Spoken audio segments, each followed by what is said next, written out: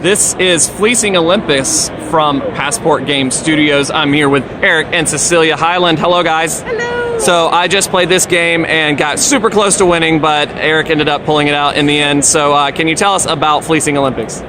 Fleecing Olympus is a take-that dice rolling negotiation card game where you take up the throne as a god of Olympus, fighting to see who's going to be the new ruler and take the throne from Zeus. Yes, and there is so much real-time action going on with this game. Eric, can you tell us about all the crazy madness that happens on a turn? Yes, so what happens is everybody gets to be a god of Olympus. They all have an odd or an even side to them, and the game's first run of copies is going to have a promo card in it with Artemis on one side, which is designed after Cece here. Boom! And Apollo on the other side, which is designed after me back when I had hair. Yes, that does not mean that they are self-centered, guys. I promise they're really cool people. Okay.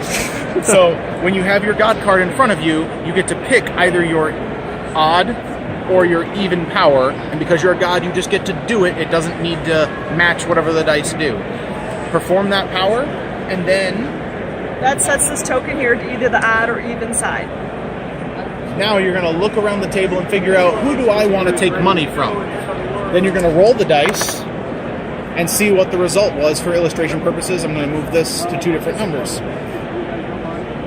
The token says even. This is 11, which is an odd number, so I am incorrect on my roll. That means whoever I targeted, I'm going to end up owing them the lower of the two dice in my personal gems, which are behind my screen, as such. If I was correct, and this was on the odd side, they would owe me 6 of their gems. But before any of those gems are exchanged, that is all up to the judge, whoever has this judgment token. It will not start with whoever's rolling the dice, but anyone else could have this.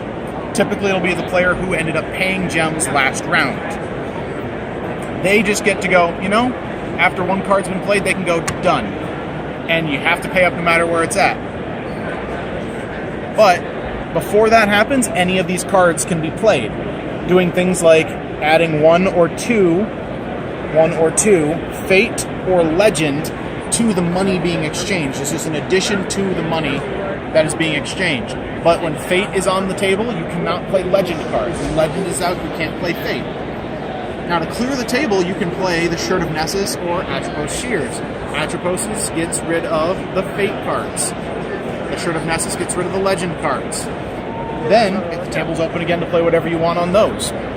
Now, if someone's trying to get out of a really big payout, the Seed of Deceit here is a one-of-a-kind card in the deck and stops one of the resist cards, the Shears or the Shirt. Make someone take their justice that you're trying to give them. You can also make people re-roll either one die or both dice. So you can try and make it so you're actually become correct.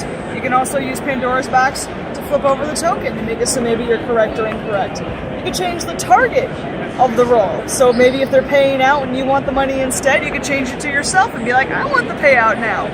But in that relationship, I would be the roller and you would be the target. Can't change the roller, let you change the target.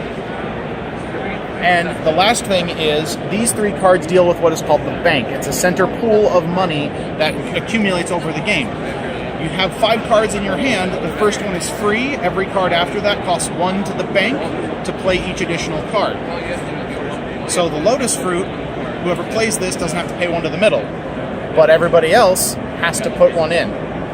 The Golden Fleece, you just get to take up to 5 from the middle. And then the Bag of Winds here, you get to take 3 and then evenly distribute the remainder. If it doesn't evenly distribute, give it to somebody else except yourself.